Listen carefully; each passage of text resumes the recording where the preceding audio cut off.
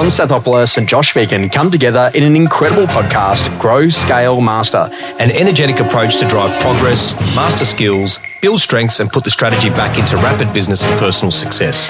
Backed by real-world experience in rapid scaling to playing the long-term game of business, it's the story of all the lessons learned on the journey to mastery. Be inspired, renew your energy and chase the future with Grow, Scale, Master. Striving to be a role model, Con, this is probably one of the favourite, podcast topics of all time. And, this is a really interesting thing. I think, John McGrath said this to me.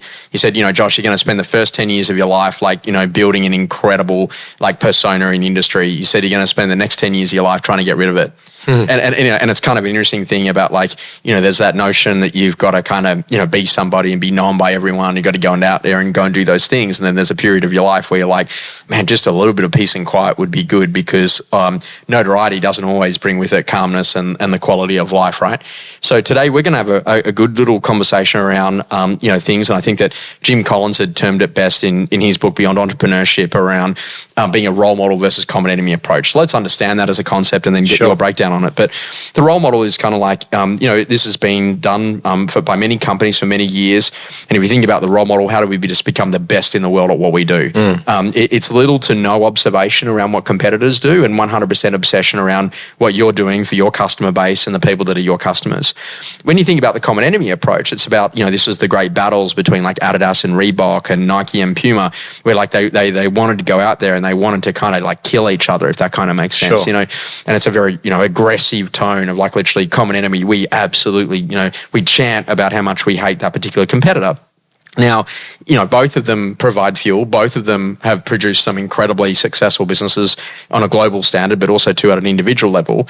But, what are your thoughts about what you think about and what you strive for? Are you interested in common enemy approach in markets to motivate and drive your sales teams? Or are you in a position that you'd prefer that, in your business model that you chase role model? Yeah, definitely the latter. Mm-hmm. So there's a really good book as well called Blue Ocean Strategy from Harvard Business School, which talks about if everyone's fishing from the same pond, you can expect to have the same results, right?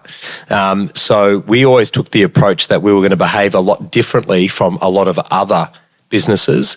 We respect what our competition's doing. We're looking at market trends and insights, but the reality is that if we can go out there and pave our own way, then we're really responsible for the actions and the behaviours that we have, not trying to replicate, rip off and copy what everyone else is doing. So I'm definitely a fan of the role model.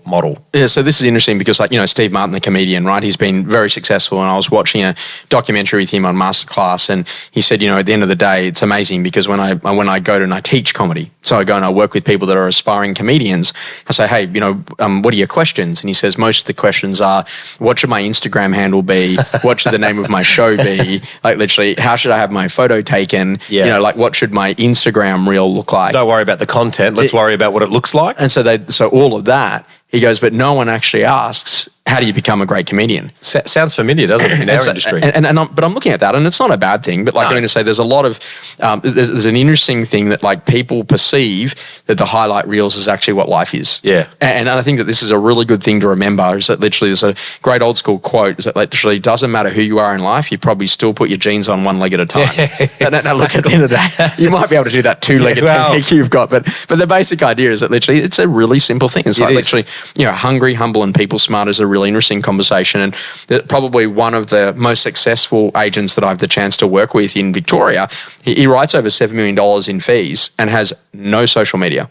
None. No, doesn't zero. Post, doesn't, There's no Instagram, there's no Facebook, nothing. There's no LinkedIn, there's not a single thing. That's $7 million in fees a year. And I'm not talking multi-million-dollar properties. I'm talking very much 800, 900, maybe high transactional volume. Like a high sale price is 2.5. They're really excited about that. Yeah. And the interesting conversation is that when I'm looking at that, is it okay, great. What does it take to actually just be a really great agent? And this is the most important conversation, is that literally, people kind of get confused. They've got to do all this marketing stuff, when in fact, what you've got to do is realize that a great listing and a great sale is the best marketing you'll ever do, and a great customer served really well. And particularly customers that are in difficult situations that you help out. And like that's I guess the big conversation is that literally marketing is the greatest accelerant to really make a business thrive, but it's also the quickest way to grow broke if you're spending money in the wrong areas. Yeah, I totally agree with that. I think you're absolutely right. I mean, it all starts with the basics, right? So can you actually pick up the phone, make a phone call, connect with someone, start a conversation, which ends up being a relationship, then, master the art of listing, master the art of working a campaign and working with buyers and doing the right thing by all parties and creating raving fans and rinse and repeat that 30, 40, 50, 60 times. You've got a really good business and you haven't have to spend $1 on it because you've got the word of mouth and repeat business because of the great work that you've done. Mm-hmm. And this is that great idea. Can you actually be quiet but still be highly successful? Of course you can. And I think that this is that whole level is that literally you've got to really be careful of what you're buying into because, sometimes when you look at things, then you can drive your own insecurities, you can drive your own doubts and your own fears rather than actually supporting the type of person that you actually want to be in life. Do you reckon, though, that that's come to more prevalence over the last decade because of the instant gratification of things like, Instagram and Facebook and social media, that I actually have to tell people what I'm doing or how well I'm doing for them to believe that I'm doing that well? Yeah, sure. As opposed to if I just get a really good listing and I do a great job and get a sold sticker up on it and I leverage that really well and, I actually call back. It's interesting. I was with Domain the other day and Domain were talking about that 67% of all OFI attendees through HomePass haven't inquired on a platform to come through because they know that real estate agents don't reply or call them back. So isn't it just so interesting that, have we gone into this habit, into this pattern now that if I do something that's worthy to be on the gram, that I must post? Is that what you're saying? Yeah, and I think this is that whole idea too, is that like literally, hey, we're coming, we're about to shake up this market, we're going to be this, we're going to be that.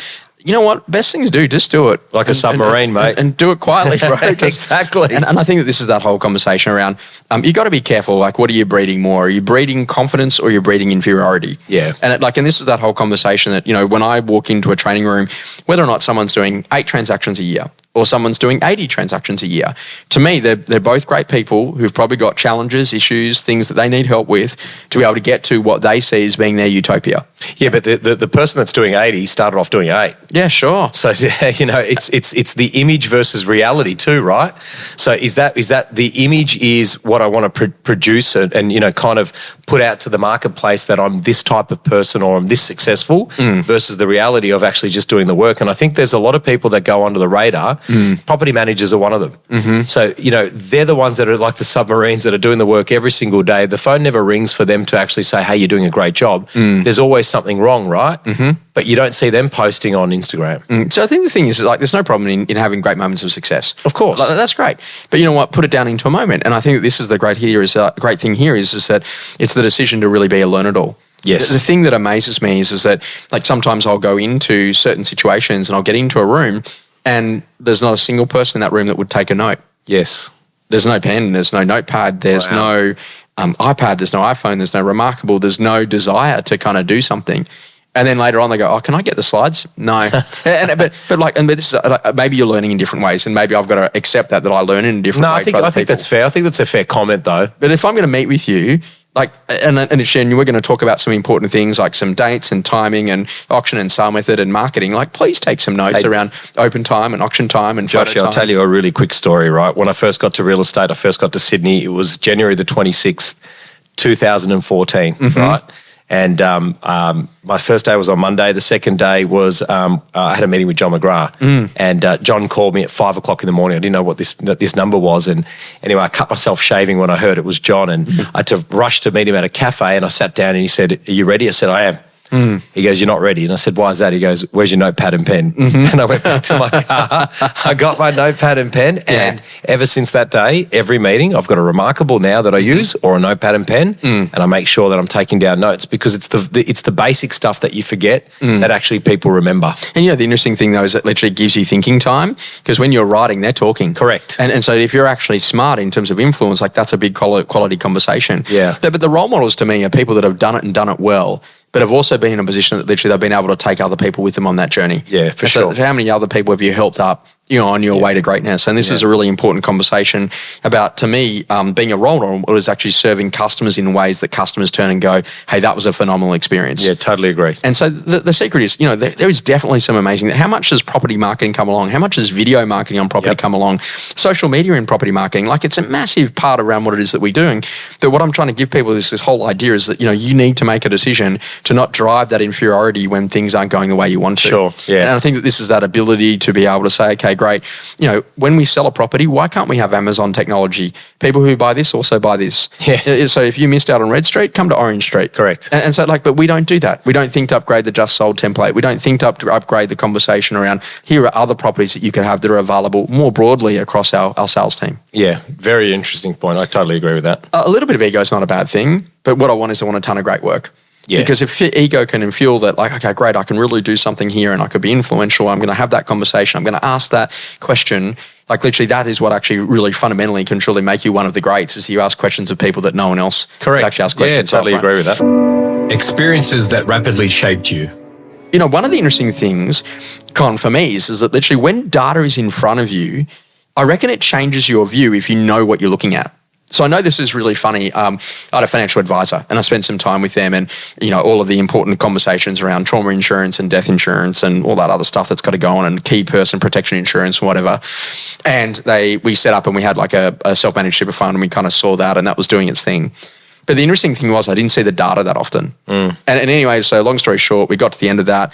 He's since out of industry, so he said, hey, Josh, you need to do something else. And I thought, you know what I'm going to do? I'm just going to move over to a different platform as an interim until I work out what I want to do in that next phase.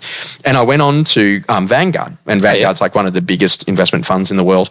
And long story short, I got onto Vanguard's ETFs, which is kind of a mixed portfolio. And I bought it. And then I thought, you know what? It was really amazing because as I moved my superannuation over, I started seeing these other things where they actually have ETFs for kids. Oh, wow. And I was like, oh, geez, I could get this for my niece and nephew. Yeah. And so then you can put $25 away, and by the time you get to the end of their 20th birthday, they have $60,000 in their account. Incredible. And so what it made me realize that if data is in front of you, then you actually go and do something with it. So what I want to challenge the listeners to, do you actually know what your superannuation balance is? Mm-hmm. And then the secondary part, what are you doing to then also put some funds aside outside of just a savings account to be able to grow some wealth so that naturally you're in a position that you've got something to show for what you're doing, but also saving for the future so that if you do want to go and buy your first home or your second home or your third home or an investment property or whatever, that you can pull money from an alternate source where you've been growing it when you didn't have enough to buy a property, but you had enough to invest in something like an ETF because it was less risky than shares, that was actually a really good way to do it. So get the visuals in front of you. It makes a massive difference because I know that I flew for a blind spot there, that outside of the quarterly meetings or the annual meeting, I didn't necessarily look about what was actually happening on those super numbers. Great advice. One thing that's one idea or experience that's rapidly shaping me at the moment is I just noticed I've been very lucky to go to some great restaurants and some great hotels in Australia and across the world. And isn't it incredible how great customer service is one of those skills that very few people can master? It is understated. It is someone that actually cares about the experience that they're providing, that they can read the play and be able to customize that experience for that person. And I just thought, we're in the service industry. I mean, our business last year, we met 68,000 buyers. Imagine if we could have had that experience with 68,000 people that walked through every single door, where they walked out thinking, wow, these people were laser focused, sharp as a tack, enthusiastic as hell. They had great energy. They followed me up. They did everything. I didn't buy that property, but they couldn't have done anything wrong. That's the type of organisation I want to work with. And this is the whole idea, is that literally, how do you anticipate unanticipated needs? How do you satisfy unsatisfied needs? How do you meet unmet needs? Yes. And that whole idea is that how do I do it before you even work it out? Correct. And it's kind of like that whole idea is that, on the day, for example, that you need an umbrella and you walk in and the hotel's got the little thing that your umbrella goes in so that literally the rain doesn't go everywhere. Yeah, it's so simple. It's such a simple idea, but they wheel it away on the days where there's no rain. Correct. But on that day, they bring it out. Something that's changing your view.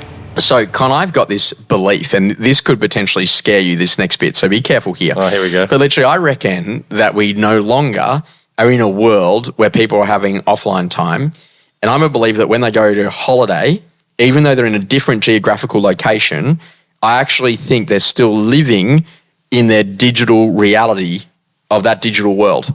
And so when you go on the holidays, you see the mobile phones are everywhere. They're staring at me. Yeah, but the interesting conversation is they're scrolling and they're looking at things and whatever. Hey, enjoy the conversation. Now, maybe I'm becoming too focused on this, but the interesting conversation is that, okay, so I had a good mate who's been away on a holiday for a couple of weeks, and I've not communicated with him during that time. Yes. And he came to me on Friday. He goes, oh, man, have I done something wrong? You haven't spoken to me for a week. And I said, no. I said, you're on holiday. Enjoy your holiday family time. And then when you get back, we'll have photo night and you can show me all the cool photos and all the great stuff you did. Yeah. And it's just like, but like, you know, why aren't you like flicking me texts on what everyone's doing and what's happening back home? Like, because you're actually on holiday. Have we forgotten how to turn off? I think we have. Yeah, and I think COVID actually, there's a lot to explain with COVID, because I think one of those things is we got so accustomed to working remotely. Yes. And mate, I'm the biggest proponent of this, where I can travel, but I'm still always connected. I'm still on calls, on Zooms, on team meetings, I'm on emails, etc. And I think you're absolutely right. Business, when you're in business mode. When you're in personal mode, and there's clear boundaries and definitions on how to actually, you know, fill up that cup again. Yeah, I think this is a great whole conversation. You've got to have a really good, healthy use of technology. Yeah. Like literally, I went to a hotel once and they said, oh, we're just going to SMS you everything. And then like, you know, 2 minutes later, hey, we've got coconut water on sale. I'm like, bro, like. No, leave me alone. Literally, I will phone reception on 9 when I need you. Yeah. But I think that like, this is the whole idea. Set some really healthy boundaries, really understand what offline time is, and actually understand that literally this is your chance to actually really renew and reflect, and to spend some time in your body and spend some time in the relationships that you've got, and to really think about what it is that you want. And this is why, you know, like I actually still enjoy analog note taking with a pen and a pad, because I actually don't want to be near a device for just that hour when I'm really thinking through a couple of key things. And so it doesn't mean those tools are not really useful, but literally have a really healthy relationship with them and get firm with you and your partner and the kids and the people that are around you around what you actually do when you go on holiday, so you can actually have that great refresh time. Mate. Good point.